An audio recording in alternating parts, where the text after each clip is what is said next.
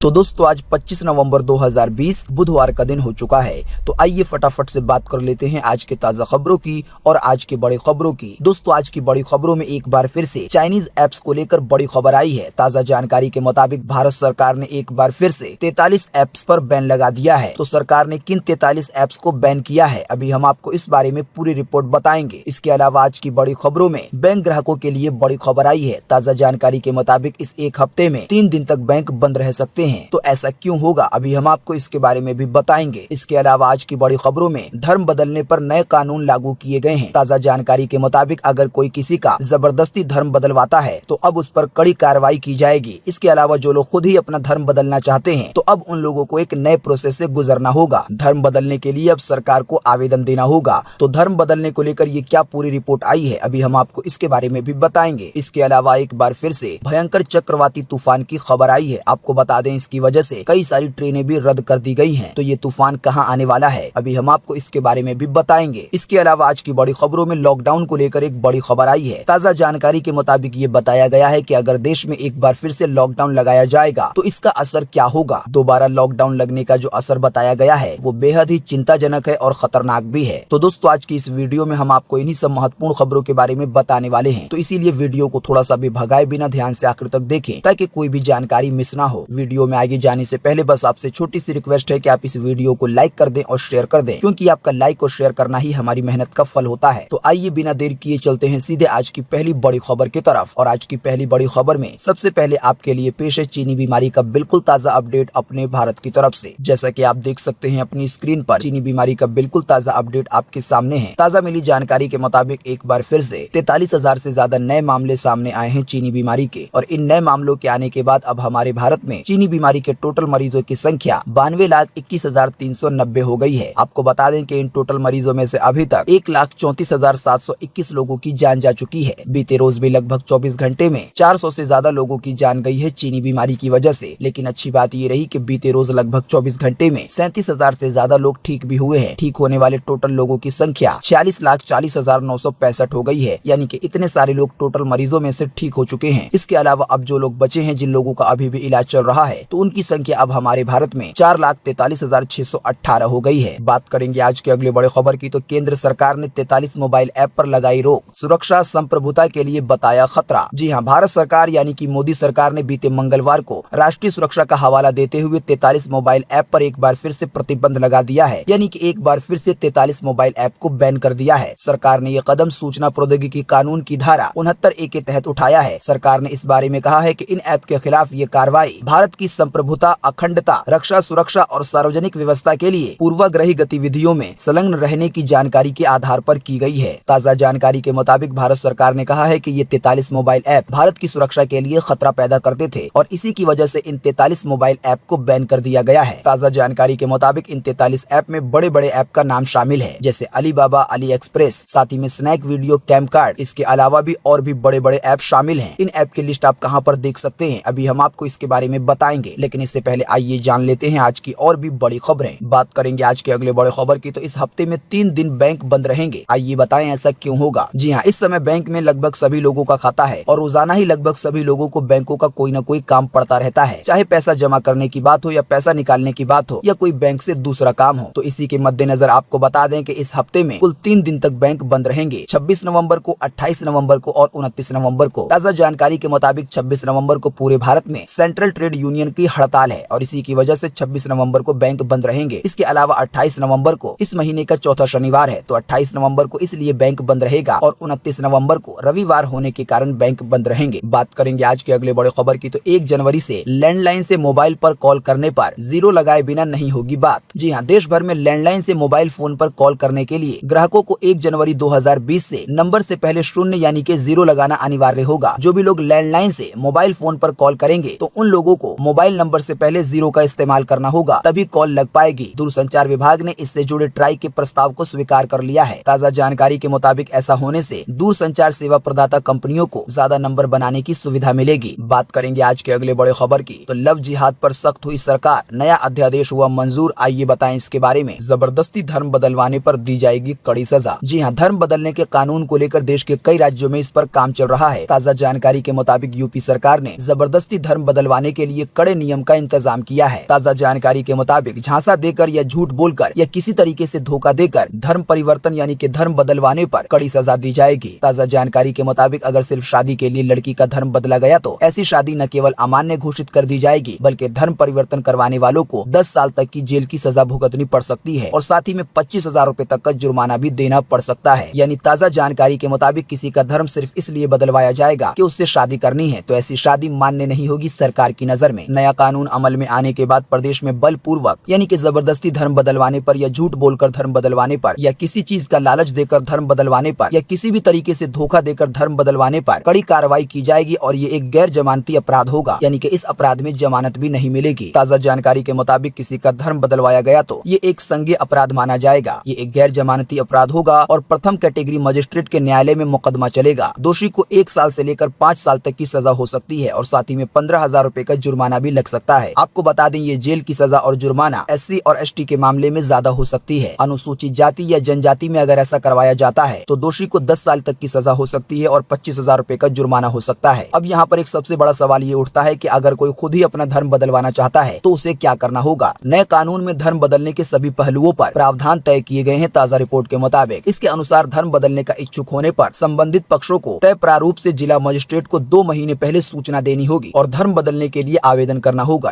इसका उल्लंघन करने पर 6 महीने से 3 साल तक की सजा हो सकती है और साथ ही में 10,000 रुपए तक का जुर्माना भी लगाया जा सकता है। साथ ही में नए कानून में ये भी प्रावधान किया गया है कि कहीं पर सामूहिक तरीके से धर्म को बदलवाया जाएगा तो जो भी उसका दोषी होगा तो उसे 10 साल तक की जेल हो सकती है और साथ ही में कम से कम 50,000 रुपए का जुर्माना भी भरना पड़ सकता है। तो धर्म बदलने को लेकर ये कुछ नए कानून आने वाले हैं। आपको बता दें यूपी के अंदर राज्यपाल की मंजूरी मिलने के बाद ये एक कानून बन जाएगा, लेकिन आने वाले दिनों में देश के और भी राज्यों में इस तरह का कानून आ सकता है। बात करेंगे आज के अगले बड़े खबर की तो योगी कैबिनेट का बड़ा फैसला, मर्यादा पुरुषोत्तम श्री राम के नाम पर होगा अयोध्या एयरपोर्ट। जी हाँ, अयोध्या में बन रहे एयरपोर्ट का नाम मर्यादा पुरुषोत्तम श्री राम होगा, यानी कि ये एयरपोर्ट का नाम होगा। एयरपोर्ट को अंतर्राष्ट्रीय एयरपोर्ट का दर्जा दिलाया जाएगा। योगी कैबिनेट ने बीते मंगलवार को अयोध्या एयरपोर्ट का नामकरण करने और उसे अंतर्राष्ट्रीय दर्जा दिलाने के लिए नागर विमानन मंत्रालय को प्रस्ताव भेजने की मंजूरी दे दी है। बात करेंगे आज के अगले बड़े खबर की तो भारतीय ऐप शेयर चैट पर गूगल की नजर, $1 अरब से ज्यादा में हो सकता है इसका सौदा। जी हाँ, टिकटॉक और हेलो जैसे चाइनीज शॉर्ट वीडियो ऐप बंद होने के बाद भारतीय ऐप शेयर चैट की चांदी है, लेकिन इसके बावजूद शेयर चैट को लेकर सौदेबाजी की रिपोर्ट सामने आ रही है। खबर आई है कि शेयर चैट को गूगल खरीद सकता है। हालांकि गूगल और शेयर चैट के सौदे को लेकर बातचीत अभी शुरुआती दौर में है। रिपोर्ट के मुताबिक गूगल और शेयर चैट के बीच ये सौदा $1 बिलियन